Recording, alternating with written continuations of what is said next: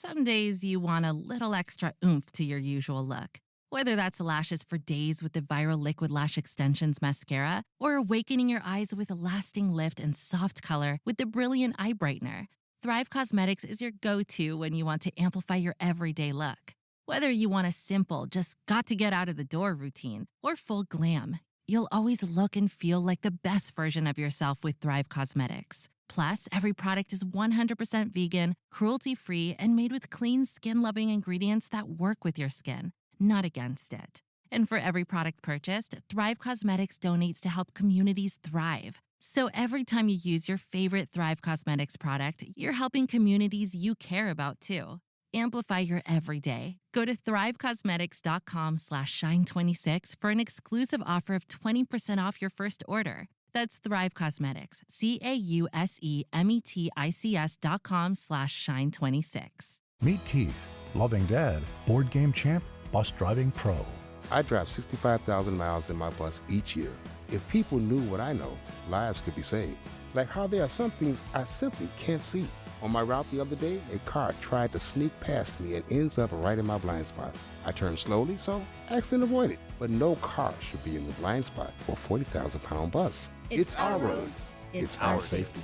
Visit www.sharetheroadsafely.gov. You're listening to Heaving Bosoms, the podcast where two best friends recap romance novels while being the silliest and praising naked conversations.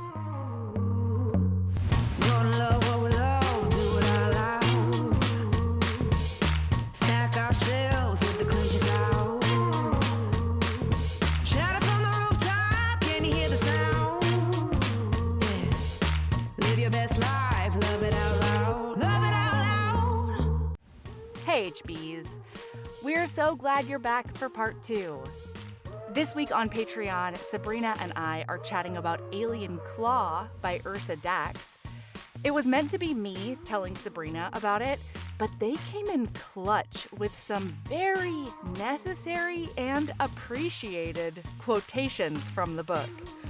Man, there's some primal play in there that we could not get enough of.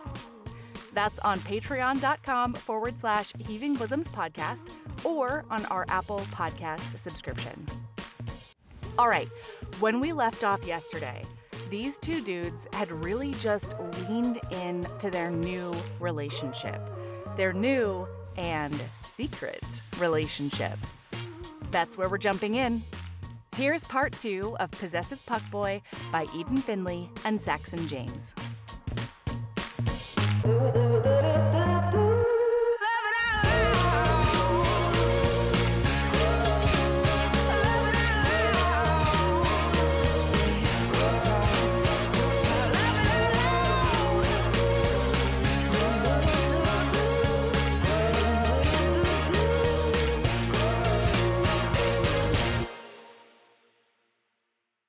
Yeah, so Connor's like, now it's your turn to smell like us.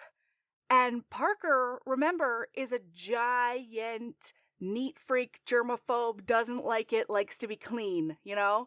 Well, yeah, because then Connor's like, don't take a shower anymore. And Parker's like, ugh, yeah?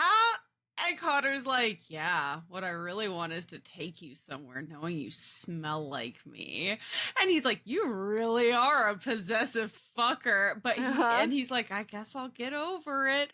And listener, we never find out if Connor actually got over it and didn't shower, because we zippy zap to Connor. He goes off to skate. He has to leave for skate times.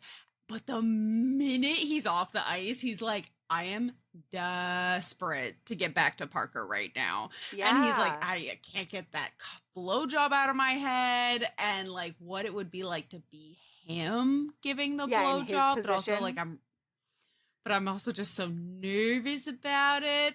And then there's a scene in the locker room where Connor is like staring off into space, and Easton is like, what are you doing, dude? And he's like thinking about blowjobs. Yeah. And he's just like, oh my God, and calls Knox immediately. And he's like, dude, I think my brother's broken. He's talking about blowjobs in the locker room, and he might be kind of cool. Like, Yeah. It's so funny. It's so funny. And like he does say like, yeah, getting blowjobs from chicks or whatever.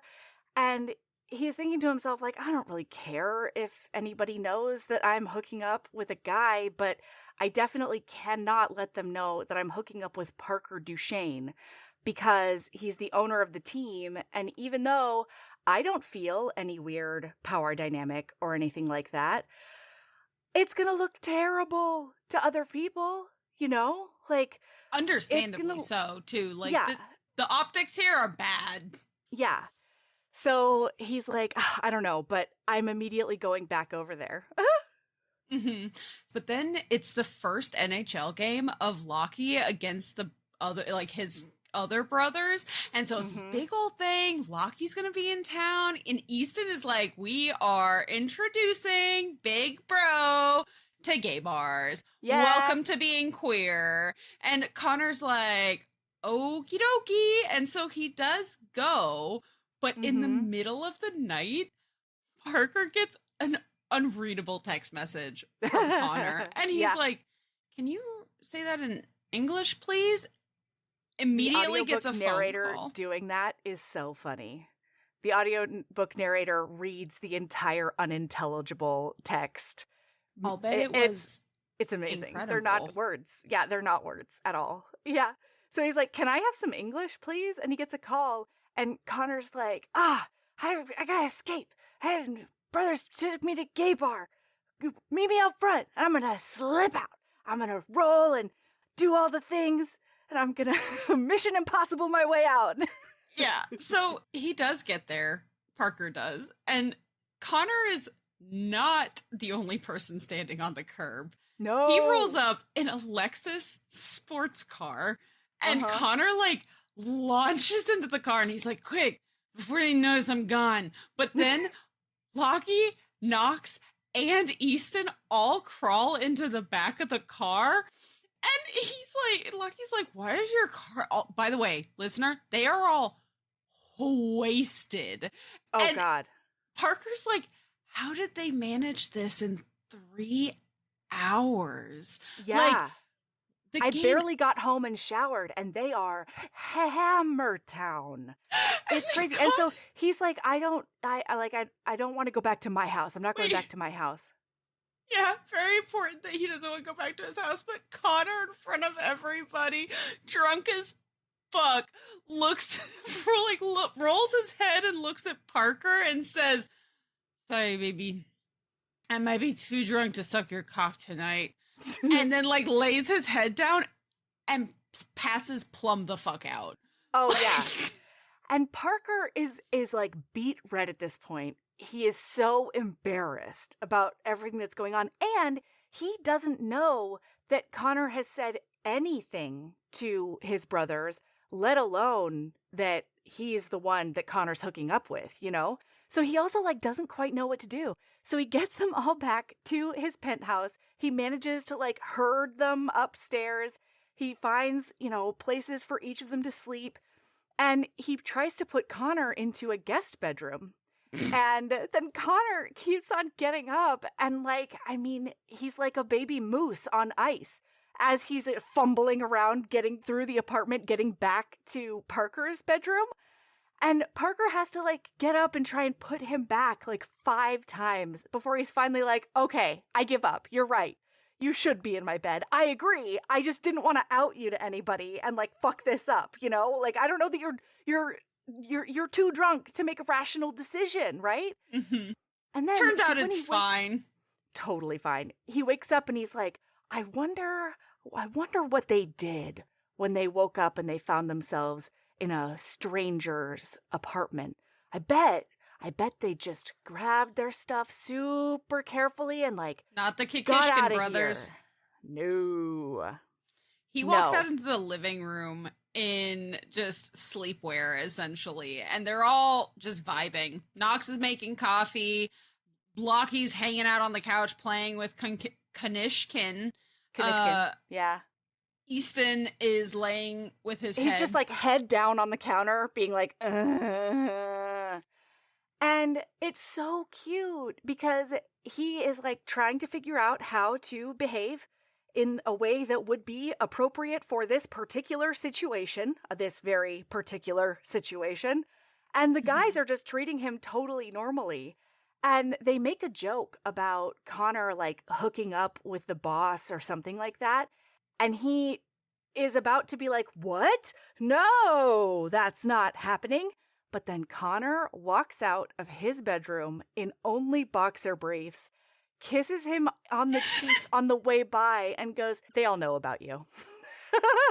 I loved it. And he is baffled. Parker is watching them interact like brothers interact. And he's just like, this is unrelatable, but also I feel like I'm part of something. I'm having a lot of feelings right now about my house like, is full.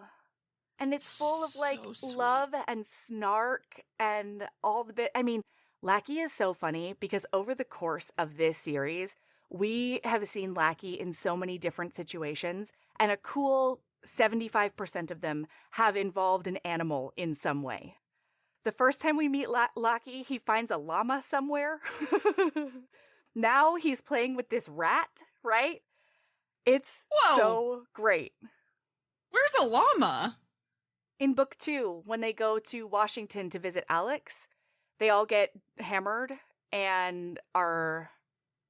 I have no memory of that. I am... Yeah. Oh my God. Melody, how do you... Okay. It comes up in his book, is all I'm saying. Oh, okay. That makes more sense. Okay. Yeah. Well, so everyone ends up leaving, though, when it becomes really clear that, like, Parker and Connor are about to go to Bone Town, right? And so they make it out, and then after they leave, they have the cutest conversation, because Connor's like, I didn't mean for last night to happen. Are you okay? And he's like, the getting drunk part, or, like, the texting me to pick up you and your brother's part. Right. And he's like, well, no, like getting drunk was the plan. And they took me out to this gay bar. And like the whole time I was there, they kept asking me who was my type, like who all of these guys were my type. And so I ended up just like drinking. Like I welcomed the alcohol. And then all of a sudden I was wasted. And he's like, well, yeah, because you were attracted to them all. And he's like, no, none of them were you. I didn't want anybody but you. Yeah. And Parker like melts. And he's like, isn't that like putting all your eggs in one basket? And he's like, no. Oh my God, I love this. I thought the point of being with other men is there are no eggs. I make the drum, but noise. He doesn't find it funny. Yeah, but so Parker is protecting himself at this moment. You know, like he loves it. He's melting, but he's like, all of this can end at any moment and it's all in Connor's control. Like, I'm not going to end it at any moment. I'm never ending it. So like, this is all up to him.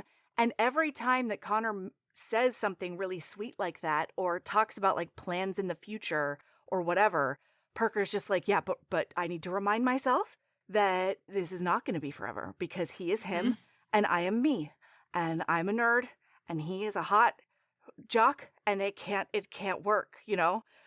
But then Connor's like, I don't know, before the game, can we just like hang out and watch movies all day and like order in and stuff? Not yet. Not yet, because I have a very important question for you, Melody. Okay.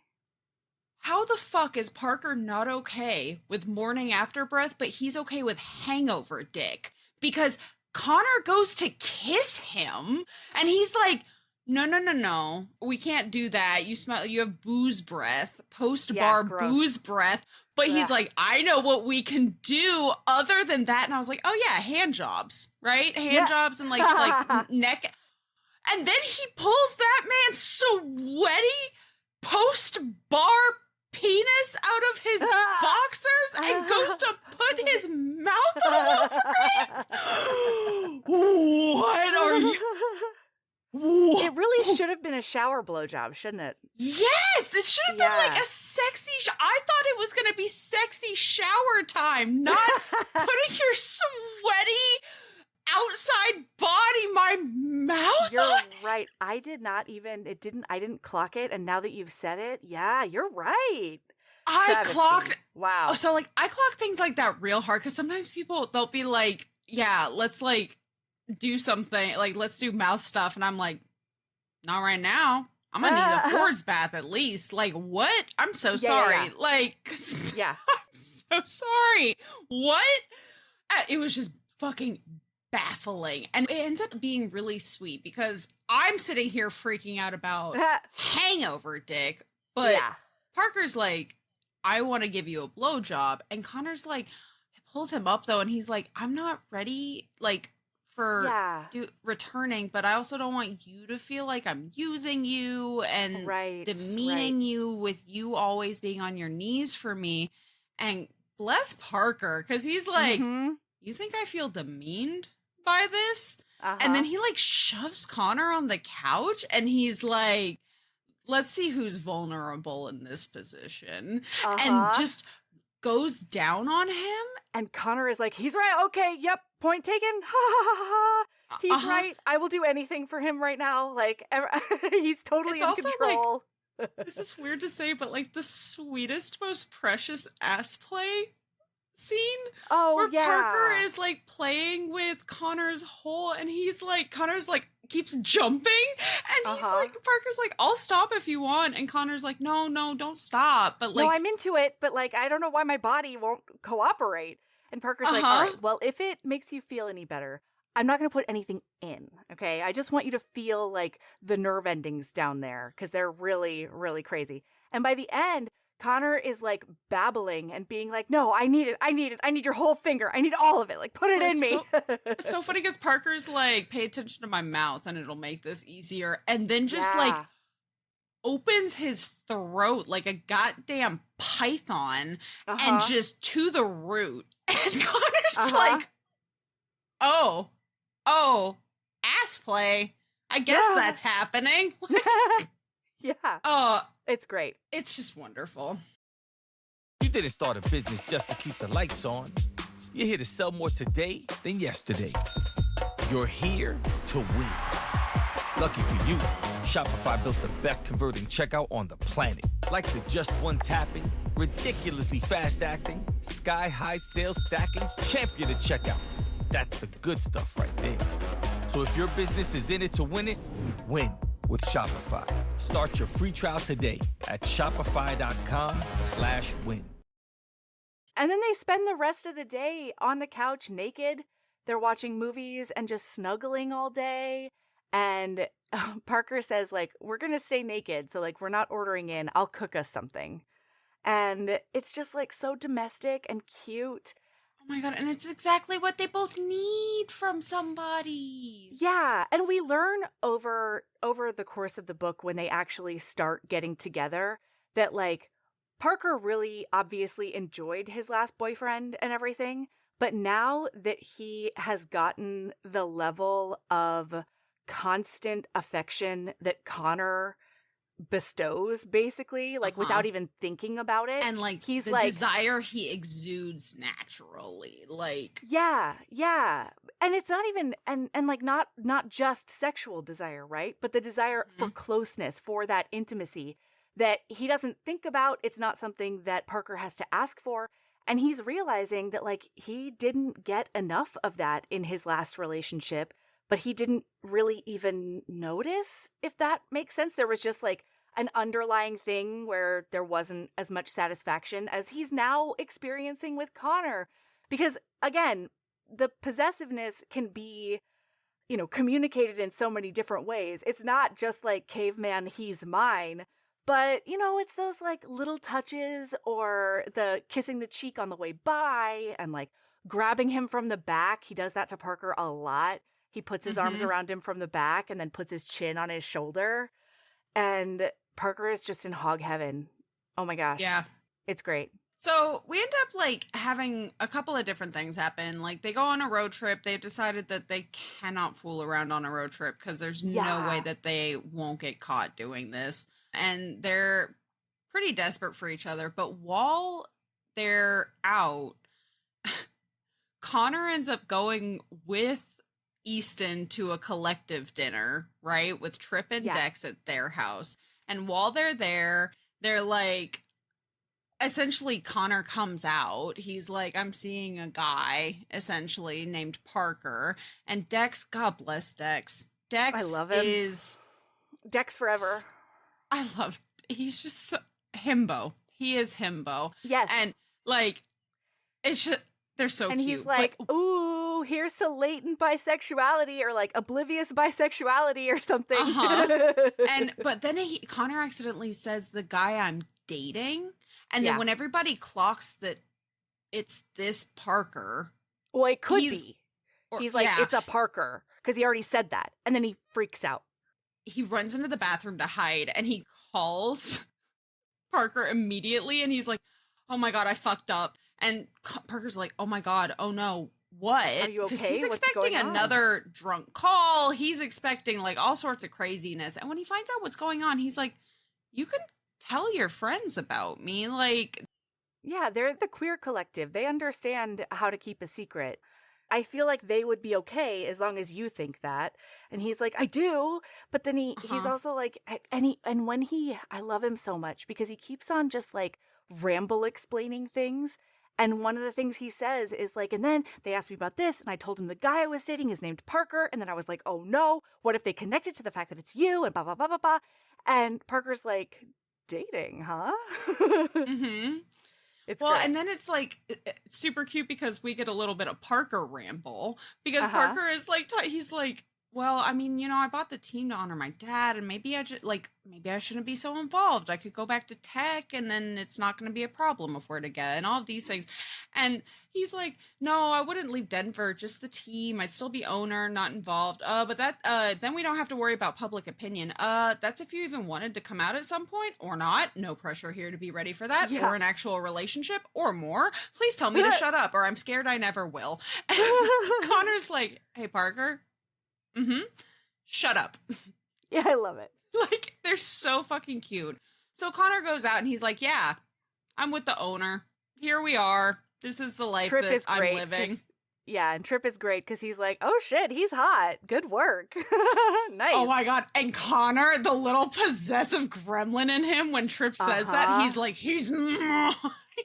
He says, he does. He like snaps it. He's like, he's mine. And then I think Trip goes, that escalated quickly. And they're all like, ah. So the minute they're all back in Denver, Connor immediately goes to Parker. Like, this man just bought a $4 million house, but it's really just like, he doesn't spend any time there, essentially. No. Like, now that he and Parker are a thing, he spends all of his time at Parker's penthouse. Like, that's just how he lives his life now. And this is when he finds out the backstory of the relationship about like how they opened it, and Parker didn't really know that he wasn't being honest about it until it was too late, and he felt squicky about things and all the stuff. I was so proud of Parker because Connor walked in totally ready to just mac and blow together, and Parker's like, hang on. We need to talk though. Like I need some clarification on what's going on here based on the fact that you use the term dating essentially. So they're having like the cutest naked conversation because Connor's like, well, can we like continue this like naked? And I'm like, so proud of Connor for that because he when he walks in, Parker's like, okay, we need to have this conversation, and he's like, oh, that doesn't sound good, and he's like, no, it's fine, it's okay. And then after like a couple more awkward back and forths, he's like, okay, but I feel like it would be so much better if we were just naked. You know, like I feel like because if this conversation might end in sex, we may as well just get naked for it now. Yeah. And I loved that because like, I don't know, like couples therapists will tell people to like touch each other when they're having a tough conversation, because it sort of like physically reminds you that you're fighting for the same thing and not adversaries, you know? And this made me really happy because Parker's super nervous to ask about this relationship thing.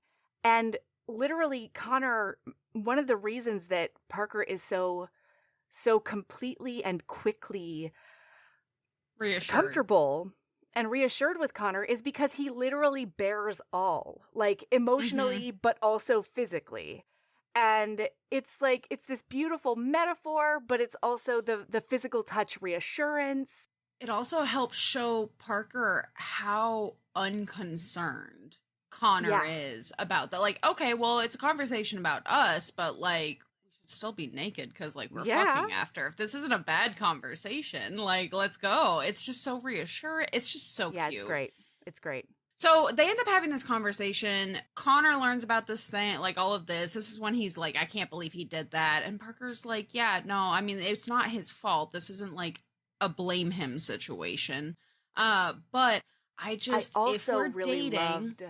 Yeah, wait, right before he says this, or maybe I don't know. I loved the part where he says, like, okay, but in a queer relationship, or like in queer spaces, dating can be so many more things than hetero spaces usually mean, you know? So like I want to drill down and figure this out.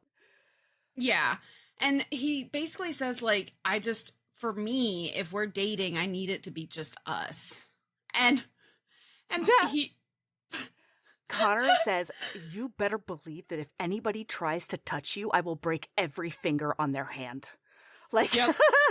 And he like Parker looks at him wide-eyed and like, OMG, this is everything I've ever wanted. Like, I feel wanted and needed and seen. Yeah.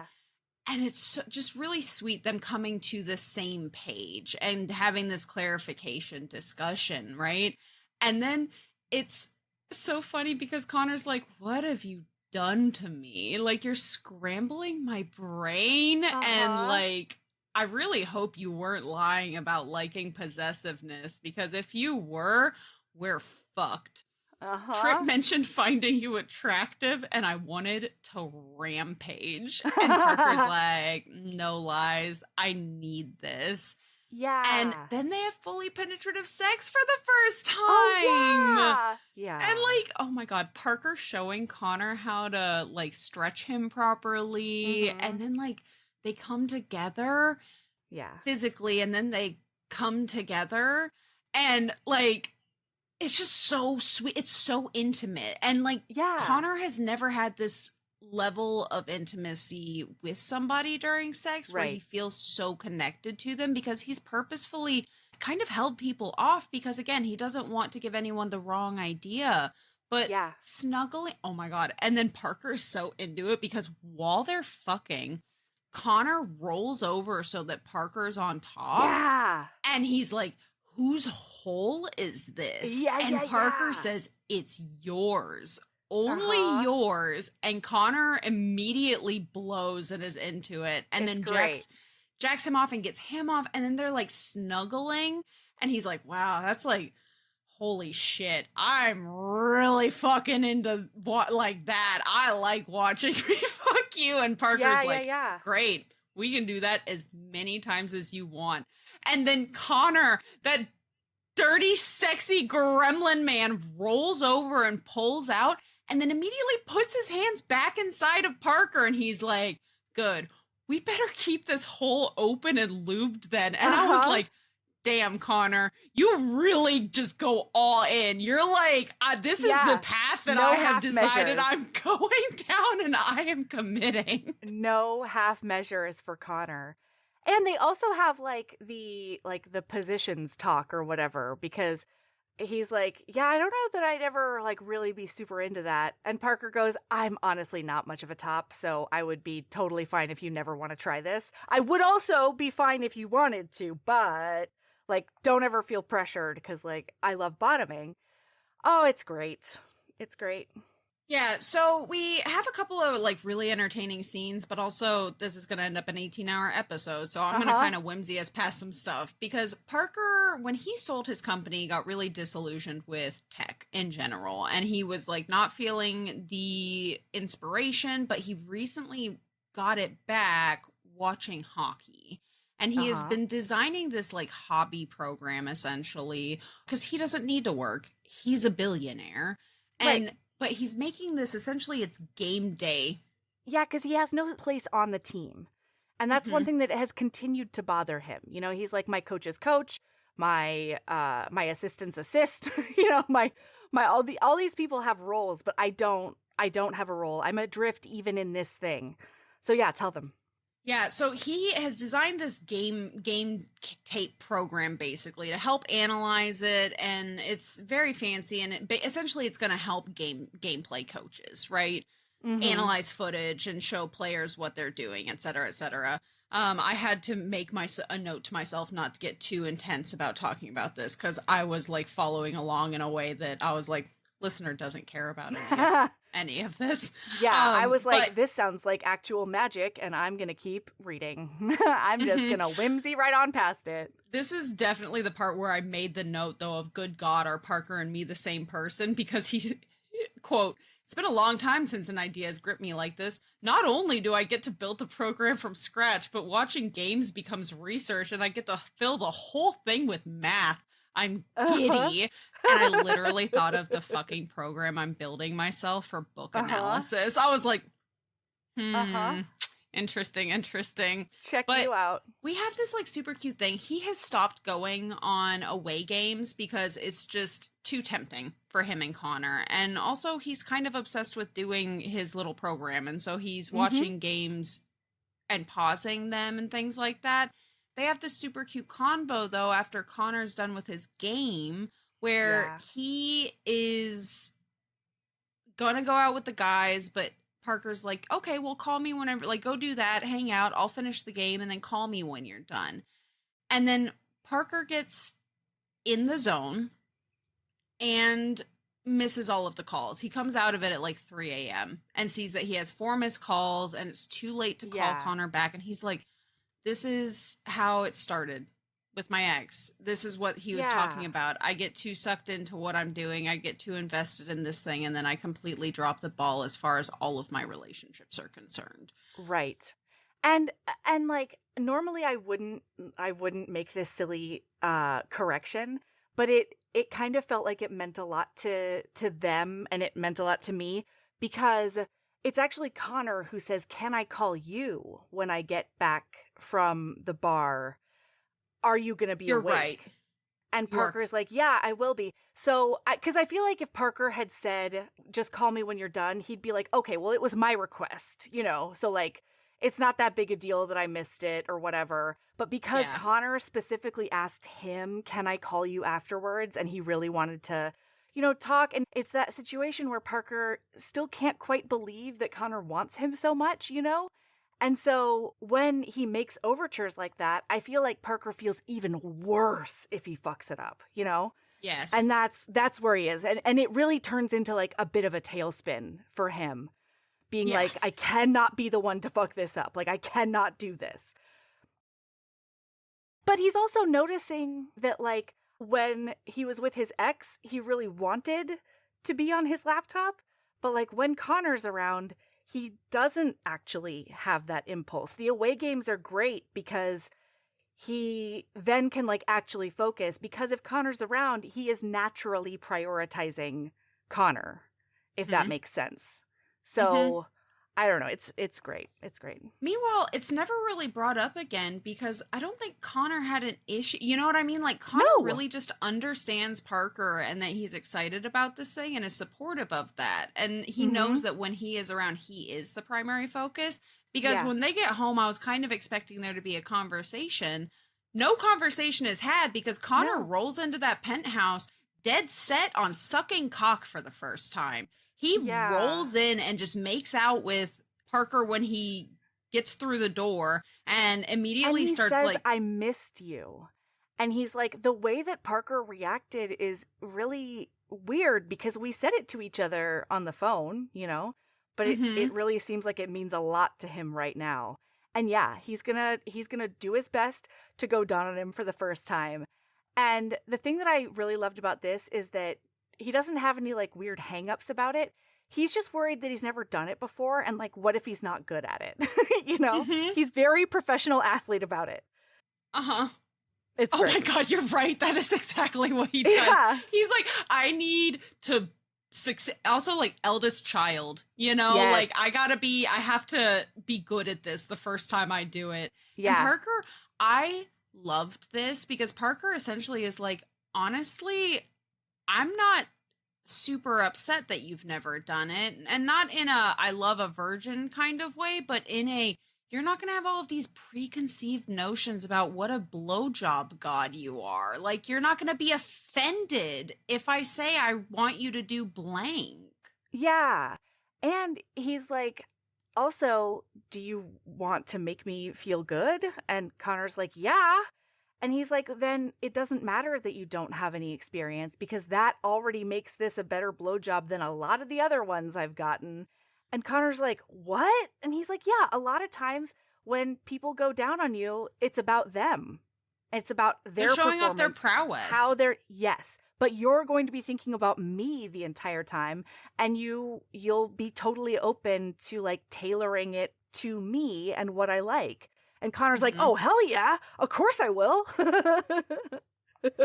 So there's like some back and forth and waffling because he is very nervous about it, but Yeah. it ends up with him just pushing Parker up against a wall and dropping to his knees and giving him this incredible blowjob. And they're both super into it. And then like Oh, Parker man. And he ends loves up- the fact that he's like cradling his head, but not controlling the movements. Like it feels like he's really just like, it's just a point of connection for Parker. I don't know why that stuck out to me, but it was great. It was wonderful. And then like as Parker, I had a lot of logistics questions about this. Like, how long do you come for, Parker? Because it is in the book on page. As he's coming, he pulls it out of Connor's mouth and pushes him to the ground and grinds on him while he's still coming until Connor comes. Wow. Yeah, I did not notice that. I reread that a couple of times because I was like, what? Holy crap. It's tantric over there. It's great. I guess so. But he does this. They're having this like really intimate moment just on the floor. And then Connor is like, oh my God, because he just said out loud accidentally, I'm a pile of mush. I'm so into you, essentially. And Parker gets really still and Connor's like panicking a little bit. He's like, gotta de-escalate. And then instead he says, I think I'm falling for you. And he's like, that is not a de-escalation, actually.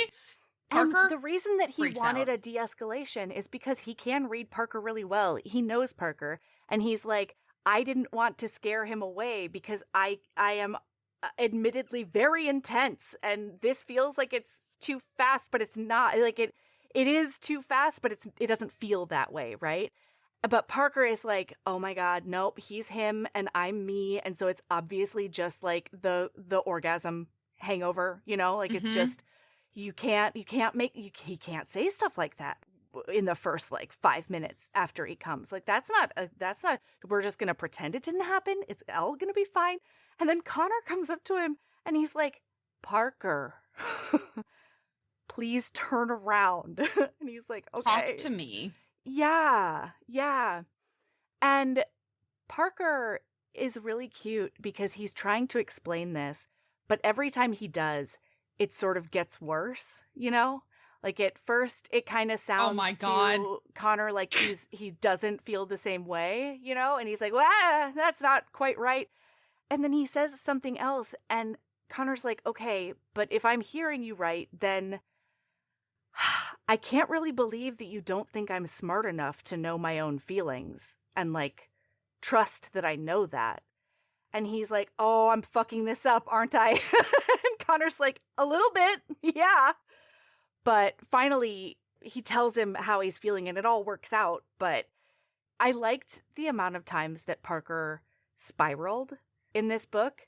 And you watch him like go from spiraling and not trusting and like having to sort of like deal with it like with white knuckles to in the middle of their relationship spiraling and then like having Connor actively, you know, get him back down to the ground. And then by the end of the book, his last spiral, he's like, okay, I have to deal with an entire hockey period of not knowing where I'm at or whatever. But I think that because we've done this a few times in the book and he's been able to learn to trust Connor, it ends up not being a spiral, right? Like he manages to talk himself out of it, not white knuckling, but reminding himself who Connor is, who they are together, and dealing with it from there. Yeah. So, and this is where we haven't really touched, like we've talked about this a little bit in this episode, but we have not hit on all of the thinking that Connor has been doing about how he doesn't like hockey. He has been having so much internal monologue about his feelings towards hockey while he's figuring himself out. And we've mentioned it a few times, but it really is every couple of pages he is thinking about how much he's not interested in hockey. Yeah. Because we're about to hit the climax of this. That is the climactic conflict of this book. Yeah. Because he's also at the peak of his career. Like, he is one of the most scoringest defensemen. He and Easton are really a dream team out there. From the outside, no one would even suspect that anything like this is going on. Yes. Because there's nothing to complain about as far as Connor's career is concerned. Other than the fact that, like, maybe hockey has always just been an expectation that he stepped up for. Also an obligation because his parents sacrificed so much for him to play hockey. Yeah. Like, he never chose hockey. Right. But he also never was given the opportunity to choose anything else. And I don't think he had, like, really the inclination. Connor likes structure, right? There's a big part of him that's like, I have a purpose. And when I have purpose, but once he loses that with Easton, once that facade crumbles, he's like, okay, well then what is the purpose of hockey then for me? Yeah. I don't think there is one. And it's not good. So he doesn't sleep over that night. He ends up talking to Easton before the game the next day. And in the middle, Connor, this is not the time. Easton is in the middle of doing whatever those are called. Bench press. He's doing a bench press. And while Connor is spotting him, he's like, so like, retirement, huh? What do you think Mom and Dad would say if I decided to retire? And Easton's is so taken aback that he like drops the bar on his chest and they have to like get him up out of there. And he's like, the fuck? Like, where is this even coming from? So they go have a private conversation in the car, and essentially all of his reasons that Connor is giving is Parker related. Like, I can't be with him. I want to be able to give the relationship my all. And Easton's like, yeah, but like, even if you retire, he points out very correctly, like, even if you retire because of that, people are still gonna talk though. And so like, you may as well stay at all these things. And then Connor ends up yelling. He's like, I don't even like hockey. And Easton's like, oh my God, this gutted me, because Easton goes, what? You are hockey. Yeah.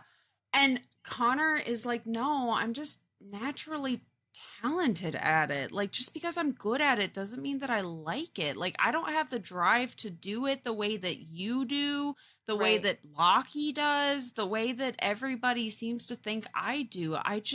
It's not in there for me. I just have done it. Yeah. My whole life. It's the direction I got pointed in, and I went.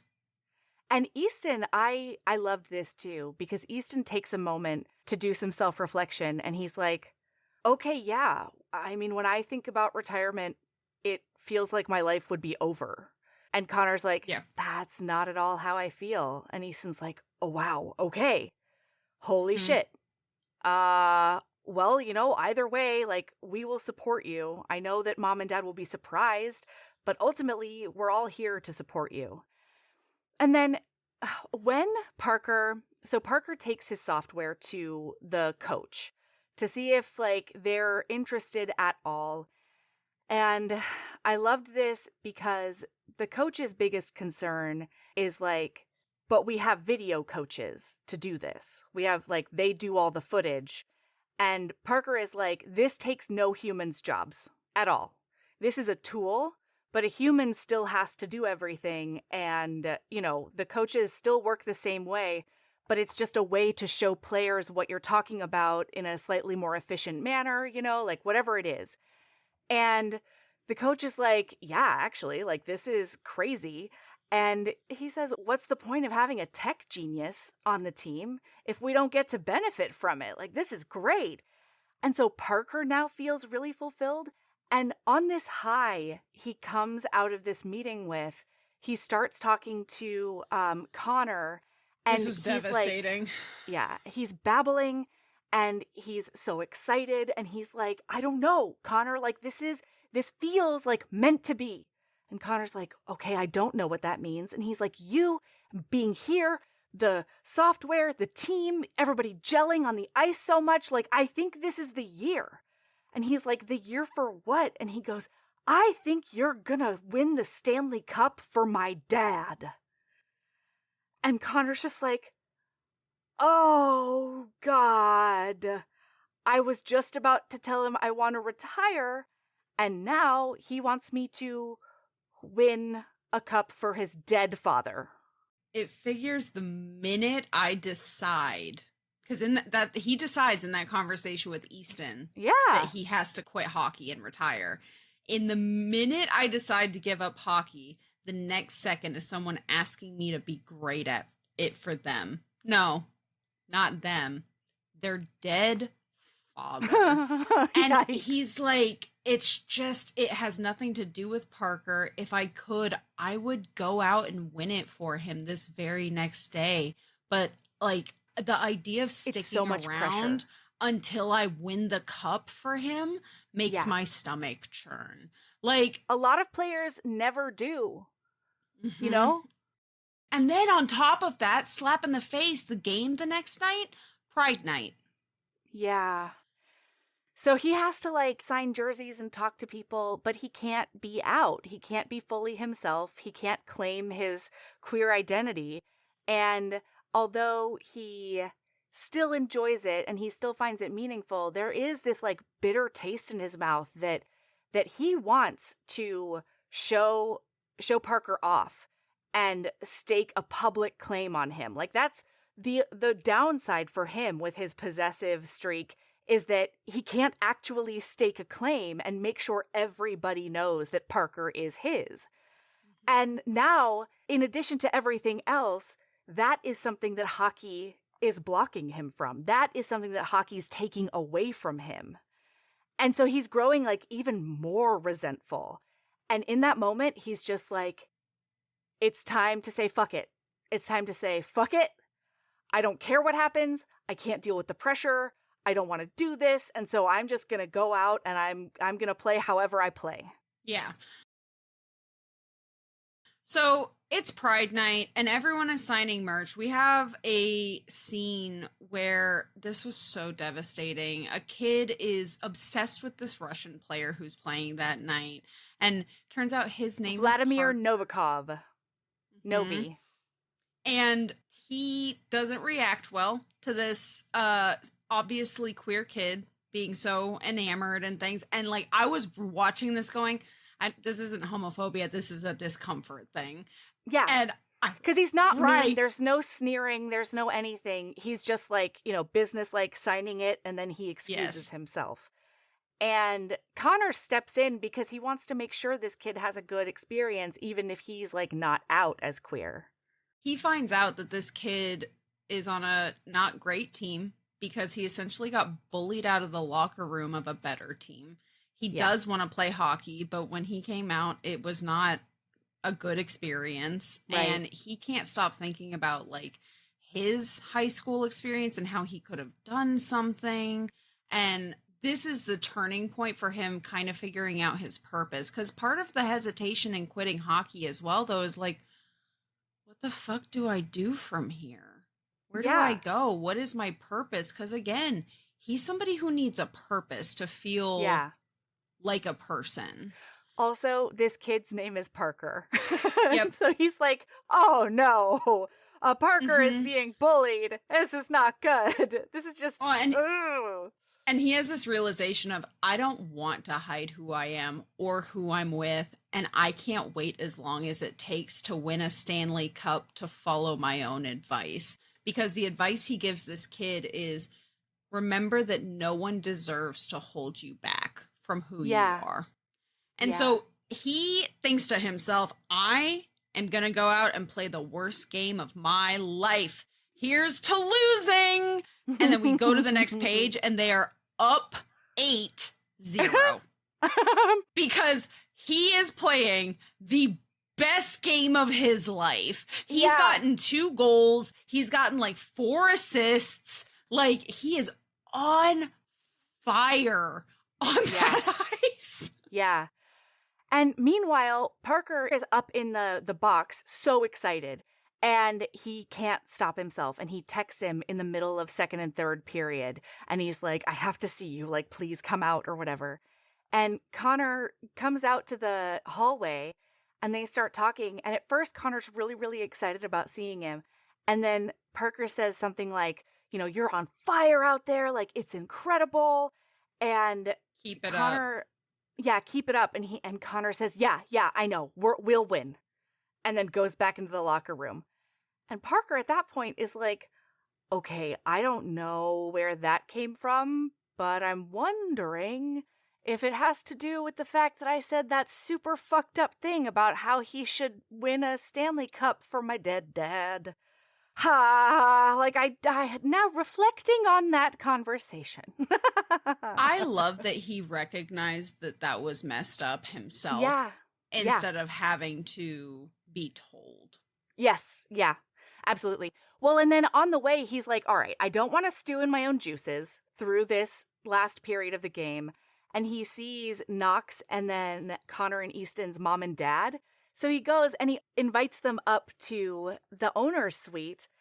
And it's so cute because he ends up having this conversation with Connor's mom where she's like, I don't know, last time I saw you, it seemed like you didn't like my son very much.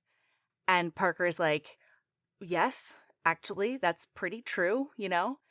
But he explains to her like he had a really hard time in high school, but Connor wasn't part of that. That felt like a white lie to me, but it was still technically true, you know? Yeah, like he did not directly bully him, and he basically very carefully says that they didn't get along in high school. Yeah. But they're good now. He says you raised a great man. And they watched the end of the game. They're watching the end of the game. And then it switches to Connor's perspective because shit's about to go off the rails. Oh my God. Connor ends up slamming into Novi on the ice. And he's like completely jarred, has no idea what happened.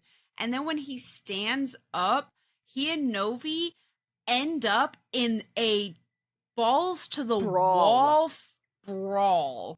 Like, oh my God. It says in the book, we turned into that meme. I went to a fight and hockey broke out. Yep. 10,000%. And I could picture this entire fight. Oh, yeah. Because like sometimes you see a fight on the ice and like, you're like, oh, okay, they're fighting. And then sometimes you see a fight on the ice and you're like, at least one of these people is going through something. And then you see a fight on the ice and you're like, oh, both of these people are going through something. Yeah, like both of I these can tell people that are this working isn't through some things on each other's faces. That's yes, crazy. Exactly. Yeah. So they end up in this fight to the point that they get a 10-minute penalty. They're ejected from the game, and they're in their respective locker rooms. And Connor is just like, I'm done. I really just can't do this. And then Novi comes into the locker room and apologizes. And he's basically, they have this really cute, like sweet moment of bonding essentially where Novi comes out. He's like what's stopping you? I've spent 17 years hiding the fact that I'm gay because my family is still in Russia. But I finally have permanent citizenship, and I got them Canadian citizenship. And so I was hoping that they would all move there. But now my sister is refusing to leave Russia. And now it kind of feels like my sister is taking away the ability to come out finally and live my life and be me, be authentic as a gay man. So what's stopping you? Yeah. And Connor is like, oh my God, you are so right. Mm-hmm. And he ends up admitting to Novi, I don't want to play hockey anymore. And when he says that, he did not realize that Parker and Knox were there. They just walked in. Uh-huh. And this was so funny to me because we hear, you, what? I tense at Parker's croaky voice, and when I lift my gaze and meet the blue eyes of my boyfriend, my heart breaks at the betrayal reflected back at me.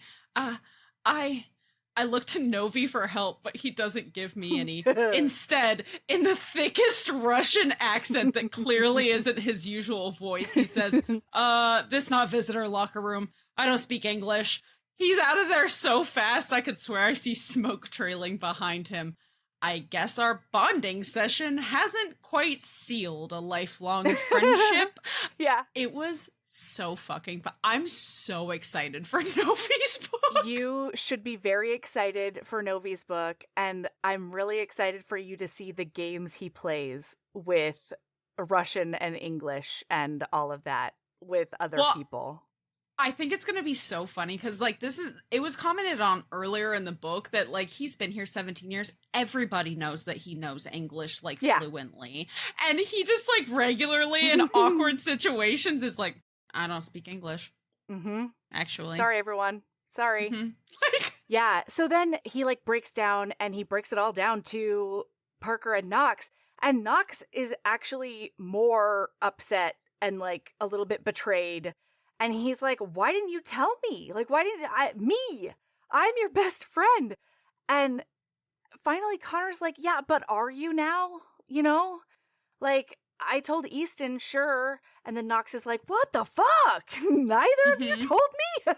He's like, well, yeah, he's my brother first, dickhead. Yeah. Like, it's so funny cute. because Parker's so understanding. He's just like, I'm glad you had somebody to talk to. And and fucking Knox is like, I am mortally offended that you didn't talk to me.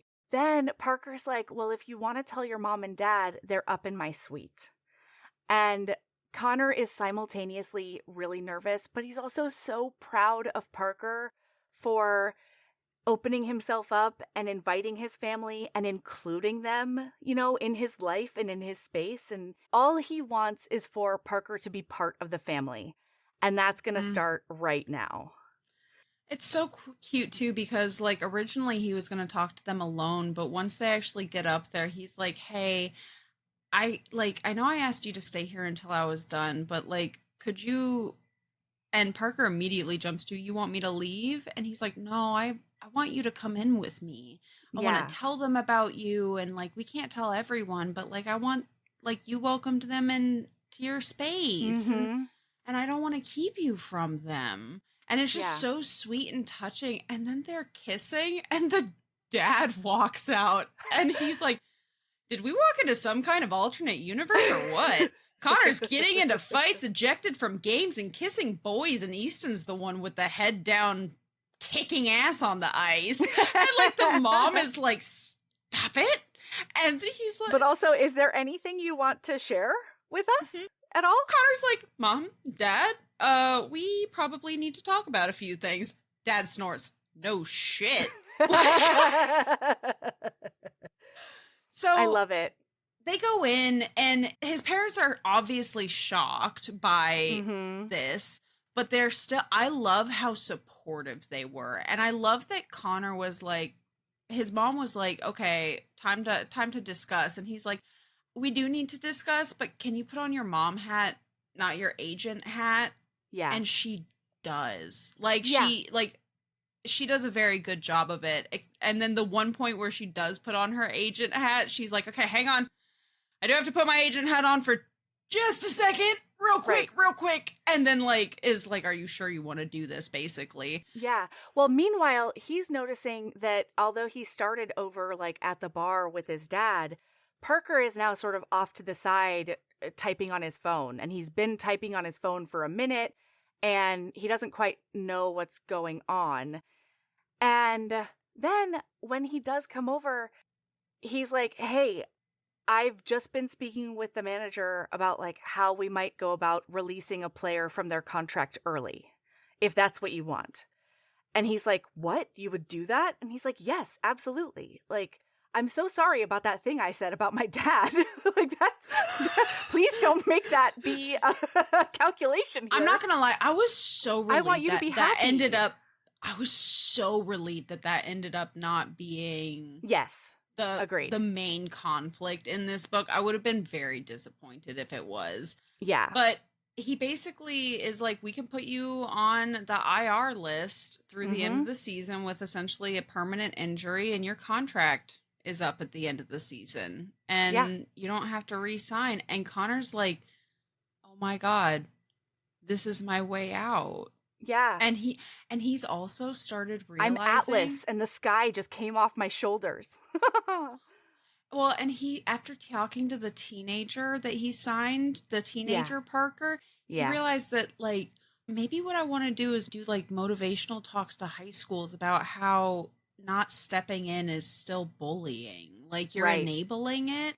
And it's the inspiration that he needs to know what he wants to do with his life, to like, because he does still feel like he needs to make up for what he's done, right? Sure. And this is his way of making it up and also doing better and helping other people do better. And it's just, he's excited about it in a way that he's never been excited about hockey. Yeah.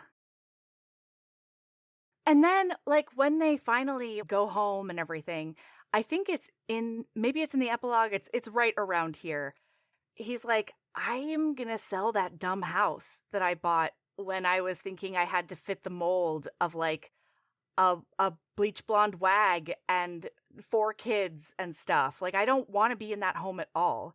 And then Parker goes, but where would you live? And Connor immediately just sort of looks. He's just like kind of looking at him. And Parker's like, oh my God, with me. Oh my God, you should move in.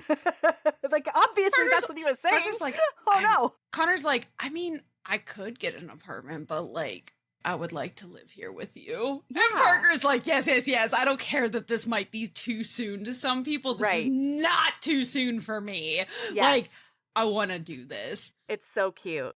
And they're together. And the final end, like the end of that final chapter, not the epilogue, but the final chapter is him thinking to himself, Parker, cup or no cup, I know that getting to see me like this would make Dad proud. He only ever wanted me to be happy. And for the first time ever, I actually am.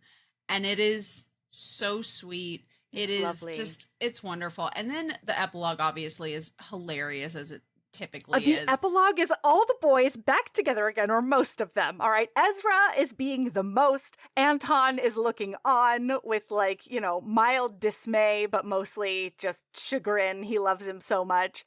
And Connor is in the owner's box watching Easton play in the Stanley Cup final. Yep.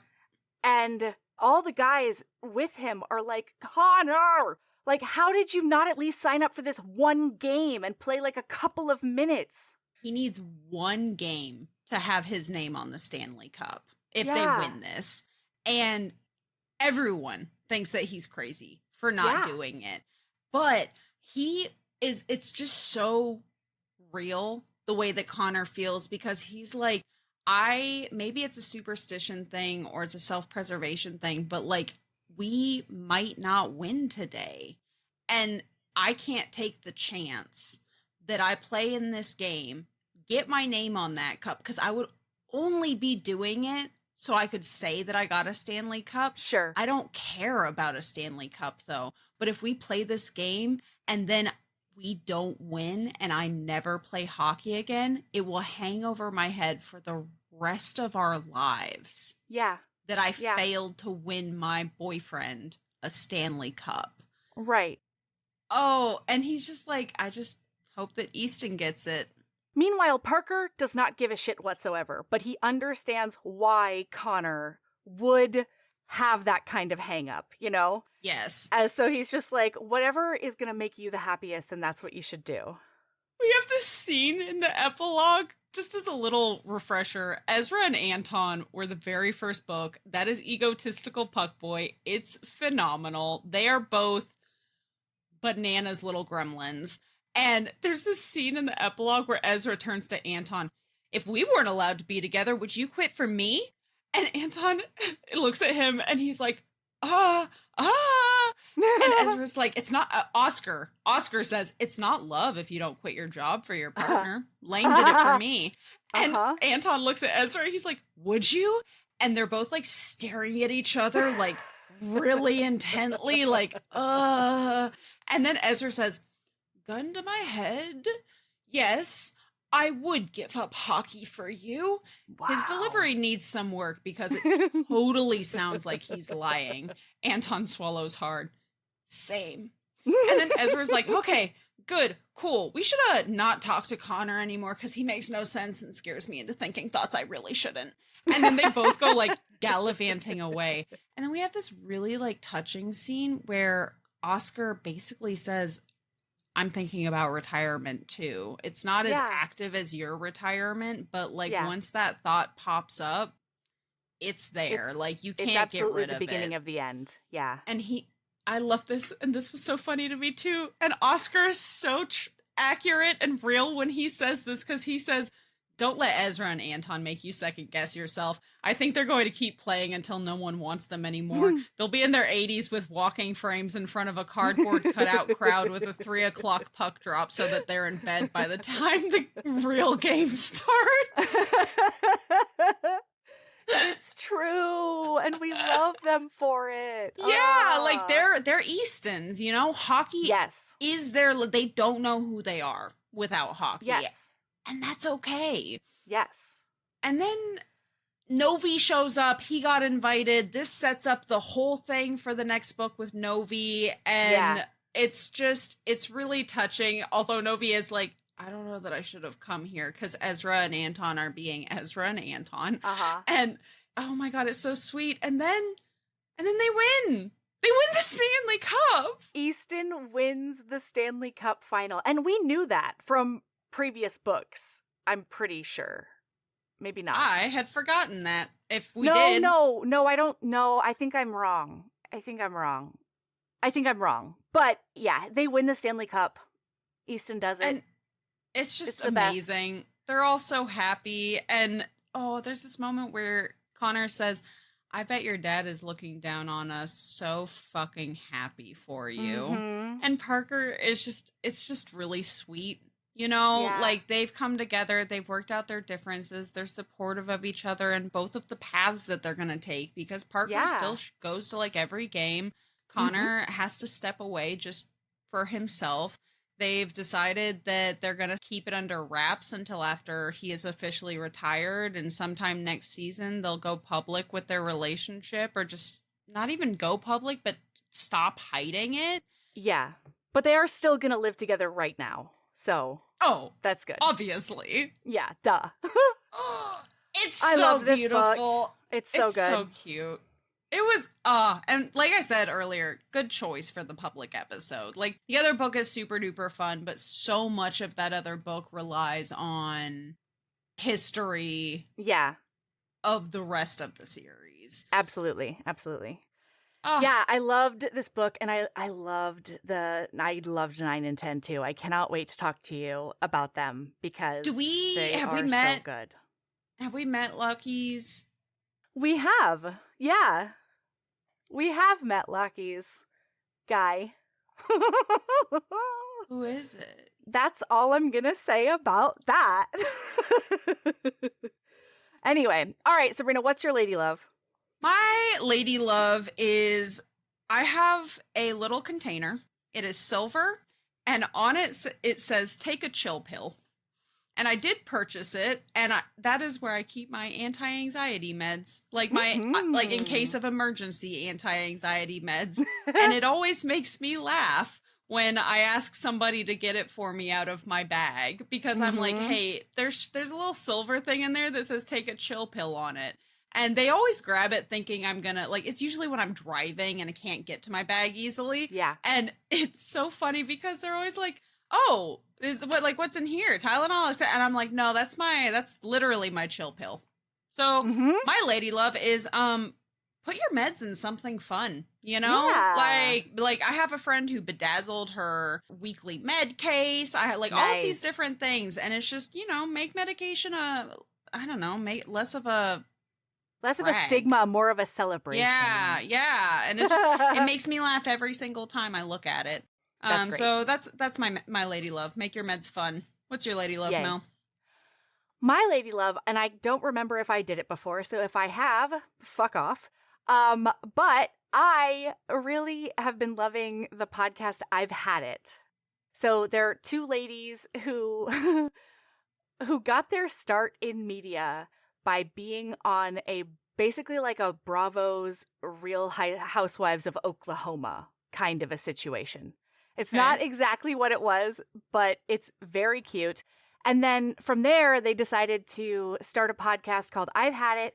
And it started as just being about like the teeny tiny like grievances in life that you feel stupid saying out loud, but like you just have to get it off your chest, you know? Oh, God. And the more that they did it, one of them in particular is very, very political. And so the more that they did it, the more it started taking on a political bent. And now that's pretty much what they do. Like for the regular podcast, they still start with like a normal everyday life, I've had it. And then they go in and talk about like the rest of the stuff that's going on in the world, politically, etc. And I just love them because they are like 50-ish-year-old white women from Oklahoma. One of them now lives in New York, but they are very MAGA coded, you know, when you look at them. And then they just start talking and you're like, oh shit, no, you're an ally and you're here for everyone. And I love how like bitchy and unapologetic both of them are. It makes me really happy. And yeah, so Jennifer Welch and Angie Pumps. I don't think I know her last name because she just is called Pumps. And the I've Had It podcast. They also have iHip News. Because that's it, extremely relatable, where you're just living your life and then something happens that is pretty innocuous and you're like, yeah, I'm done. God actually, fucking damn it. This is it. Yep. Actually. Yeah, I'm fucking done. Yeah. Relatable. Okay. All right. Keep being a badass and love yourself as much as Parker loves a hangover blowjob. Yeah. It's not specifically that he likes hangover blowjobs, but I will never not be baffled by the fact that this man will not kiss his boyfriend, but he will do sweaty ball sack. That's not actually the real love yourself as much as. That was too snarky and awful because gross. Okay, love yourself as much as Parker loves being claimed, and ooh, yeah, Connor loves claiming him. Yeah. Love yourself as much as Parker loves a little bit of toxicity. Just a little tiny bit. I agree with that one. Yeah, that's a good one. We're not topping it. All right. Love you, Bye. listener. Goodbye. Love you, listener.